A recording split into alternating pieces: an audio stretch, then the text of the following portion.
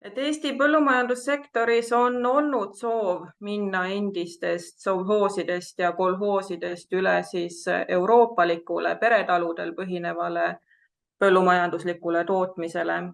Ja nii oli ka tegelikult Eesti taasiseseisvumise järgselt alustatud maareformi üks eesmärk taastada endine talumajapidamistel põhinev põllumajanduslik tootmine Eestis. Ja kui reformi algusaastatel Eestis põllumajandustootjate arv ka kasvas ja 2001. aastal oli meil Eestis 55 748 tootjat, siis aastate möödudes hakkas protsess pöörduma ja tootjate arv hakkas vähenema. Nii oli 2023. aastaks põllumajandustootjate arv Eestis vähenenud 81% ja järgi oli jäänud 10 518 tootjat. Samal ajal, kui tootjate arv Eestis on vähenenud, on kasvanud aga ühe tootja keskmine maakasutus ja seda circa 6 korda. Et kui 2001. aastal oli ühe põllumajandustootja keskmine maakasutus 16 hektarit, siis 2023. aastal oli see pindala juba 93 hektarit. Ja tegelikult näitasid mu doktoritöö tulemused ka seda, et lisaks maakasutusele koondub ka maaomand suurte tootjate kätte. Tootjate arv on tegelikult vähenenud just väikeste tootjate arvelt ja kasvanud on suurte äriühingute maakasutus. Et põllumajandusliku maakasutuse jagunemise struktuur Eestis hakkab tegelikult üha rohkem taaskord meenutama taasiseseisvumisele eelnenud sovhooside ja kolhooside struktuure, erinedes selle poolest, et tänastel suurtootjatel on maakasutus tunduvalt rohkem fragmenteeritud. Ja maa suurte kätte koondumine toob endaga kaasa olukorra, kus väiketootjatel ja põllumajandussektorisse alles siseneda soovivatel inimestel, kaasa arvatud noortel, on hästi keeruline leida vaba maad kas ostmiseks või rentimiseks. Samas sellise kindla piiri tõmbamine suurte ja väikeste tootjate vahele on hetkel keeruline, sest meil ei ole seda siin otseselt defineeritud ja Eestis puudub ka tegelikult talumõiste. Ja erinevates riikides on lähenemised erinevad, et näiteks Saksamaa kontekstis on 300 hektariga tootja suurtootja, kuid Eesti praegust olukorda vaadates ei saa sellist tootjat suureks lugeda. Ja oma doktoritöös jagasin ma tegelikult suurtootjad suurusgruppidesse nende maakasutuse pindala alusel. Ja suurteks tootjateks lugesin ma üle 400 hektari harivad tootjad. Ja selliste suurte tootjate maakasutus moodustas 2011. aastal 49% kogu Eesti maakasutusest ja 2023. aastal oli olukord juba selline, et 4% Eesti põllumajandustootjatest haris 54% kogu Eesti põllumajanduslikust maakasutusest. Et keskmiselt oli 2023. aastal ühe sellise 400 pluss tootja maakasutuse pindala ligikaudu 1007 hektarit ja alla 400 hektari harivate tootjate keskmine maakasutus 38 hektarit. Üle 1000 hektari harivate tootjate keskmine maakasutuse pindala oli 2023. aastal 1902 hektarit. Ja kõige ebavõrdsemalt on põllumajanduslik maakasutus suurusgruppide vahel jagunenud Järva maakonnas,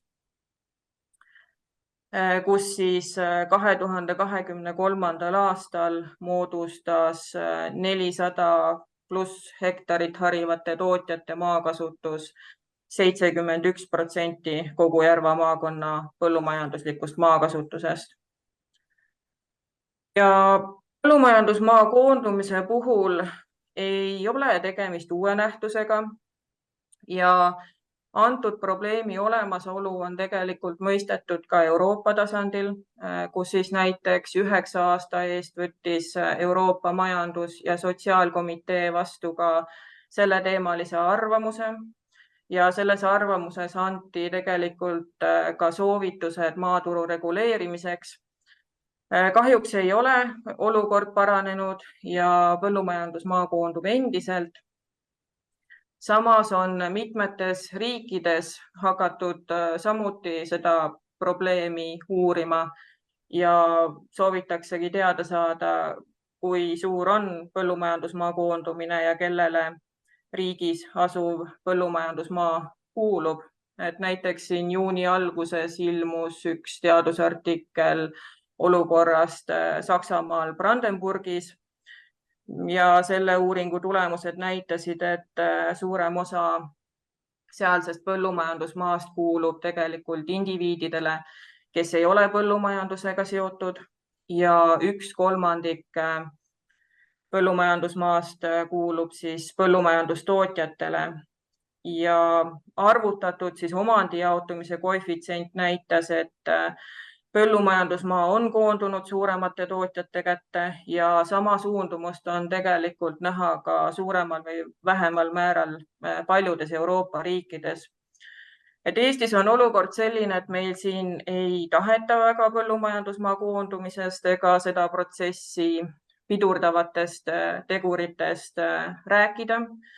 Et meil on majanduses küllaltki liberaalne suhtumine, et suurem on ikka parem ja tõhusam.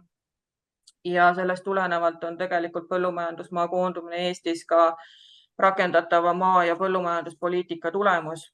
Aga täpsemalt siis nendest põhjustest, mis soodustavad põllumajandusmaa koondumist, et esimese asjana tooksin välja majanduslikud tegurid, sest sageli saavad suurtootjad toota odavamalt kui väiketootjad.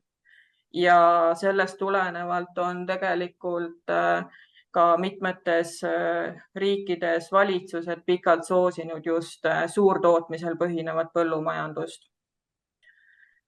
Järgmise põhjusena tuleb siin välja tuua pindalapõhiselt makstavad toetused, sest mida suurem on põllumajandustootja toetusalune maakasutus, seda suuremad on ka tegelikult toetused, mida selle pealt tootjale makstakse.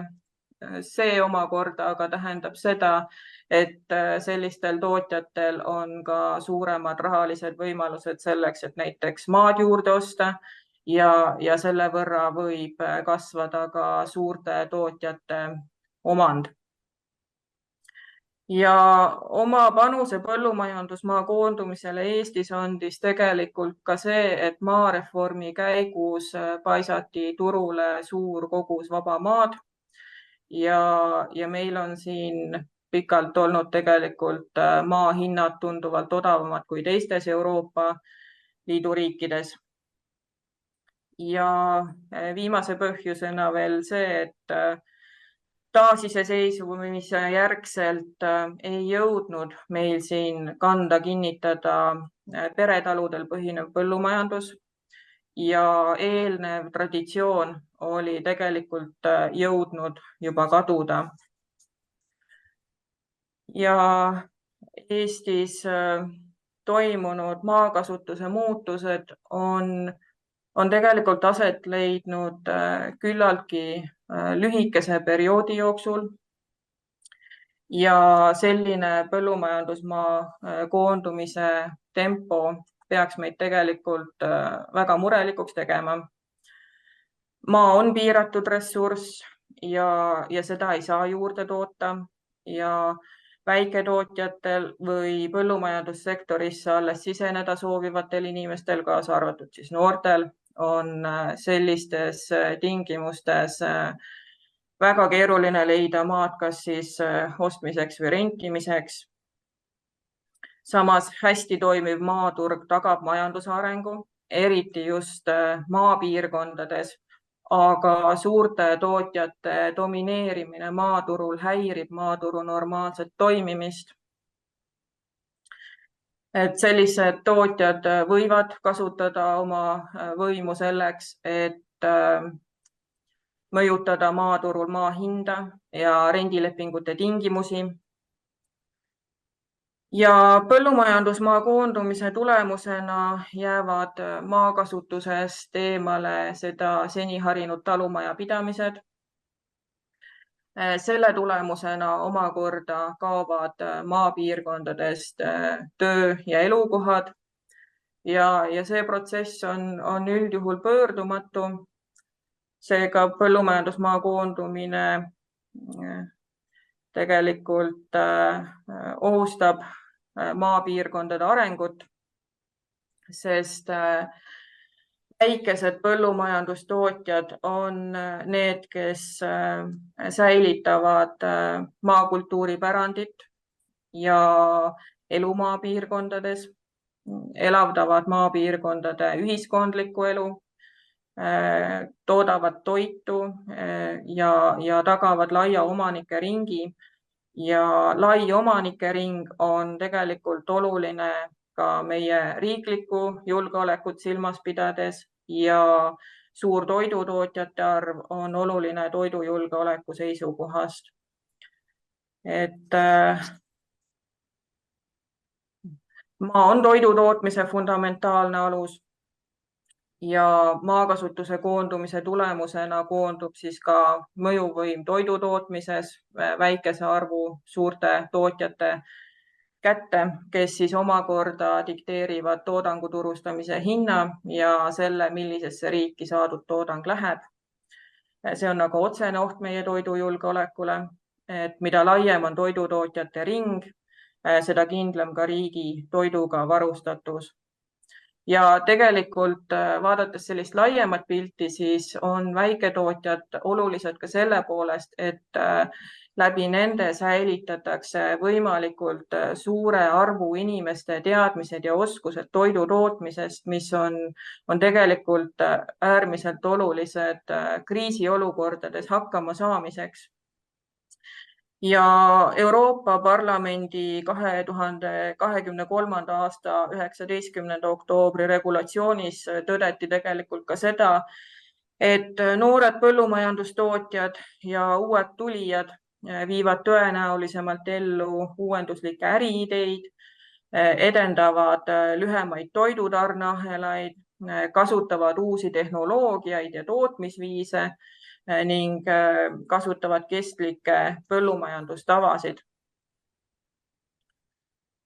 Riigis kehtiv maaga seotud seadusandlus mõjutab otseselt maa ümberpaiknemist ettevõtete või üksikisikute vahel ja sellised regulatsioonid võivad sisaldada erinevaid piiranguid või siis eelisõigusi teatud turuosalistele. Näiteks võivad sellisteks piiranguteks olla maksimaalne omatava maa kogupindala. Teatud isikutel ei ole lubatud põllumajandusmaad osta või on seatud vastava hariduse või kogemusega põllumajandustootjatele eelisostuõigus. Eestis on oluline rakendada sellist poliitikat, mis toetaks väikeste tootjate püsimajäämise suurte kõrval ning edendaks uute põllumajandustootjate juurdepääsu maale. Et näiteks Lääne-Euroopas käivad põllumajanduse maaostud sagedamini läbi vastavate asutuste, mis ei pea olema alati riiklikud. Et need ütlevad, kas põllumajandusmaa müük on maaelu olukorrast lähtudes piirkonnas mõistlik ja suunavad vajadusel siis müügisoove kohalikele tootjatele. Et selliseid näiteid võib tuua Austriast ja Prantsusmaalt ja teatud juhtudel ka Rootsist. Siis rääkides veel piirangutest, Ungaris, Leedus ja Lätis on seatud siis maa ülempiir, mida üks ettevõte saab omada. Ungaris on juriidilistel isikutel maa omandamine keelatud, välja arvatud siis teatud juhud.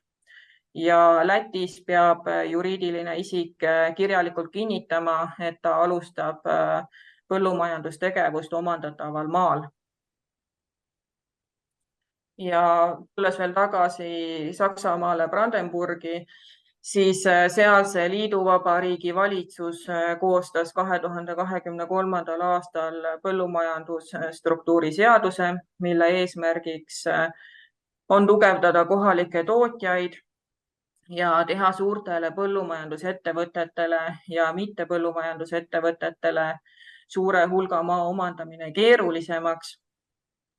Et need meetmed hõlmavad siis maa müügi ja rendihindade ülemmäära, põllumajandustootjate ostueesõigust ja maa omandi piirangud siis 2600 hektarini maaomaniku ja temaga seotud ettevõtete kohta, sealhulgas siis kogu renditud ja ettevõtete võrgustikule kuuluv maa. Ja põllumajandusmaa koondumist Eestis võiks piirata näiteks suurte põllumajandustootjate omandis ja kasutuses oleva põllumajandusmaa pindala edaspidise suurenemise peatamisega sarnaselt siis Lätile ja Leedule. Oluline on tagada väikestele tootjatele ja uutele põllumajandussektorisse siseneda soovijatele põllumajandusmaa kättesaadavus, et tagada siis seeläbi ka järjepidevuse olemasolu sektoris. Ja selleks võiks sellistel tootjatel olla Eestis eelisõigus põllumaa ostmisel või kasutamisel siis. Ja lisaks põllumajandusmaa omandamise ja kasutamise reguleerimisele on tegelikult väga oluline ka see, et riigis oleks selge ja läbipaistev ettevõtete struktuur, sest praegusel hetkel on hästi keeruline selgeks teha, millised ettevõtted on omavahel seotud ning kui palju maad on tegelikult suurte tootjate kasutuses või omandis. Et 2018. aastal kaitses tegelikult Eesti Maaülikoolis Kadri Rea oma magistritöö, milles ta uuriski ettevõtete omavahelisi seoseid ja selle töö tulemusena selguski see, et tegelikult lihtsate ja kiirete päringutega ei olegi võimalik selgeks teha, kui palju maad on siis päriselt suurte ettevõtete kätte koondunud. Ja kokkuvõtlikult ma tahaksin loota, et ka Eestis hakatakse mõistma põllumajandusmaa koondumisega seotud ohtusid ja vastavad sammud selle protsessi peatamiseks võetakse siis ette pigem varem kui hilja. Et see on siis minu poolt kõik. Aitäh!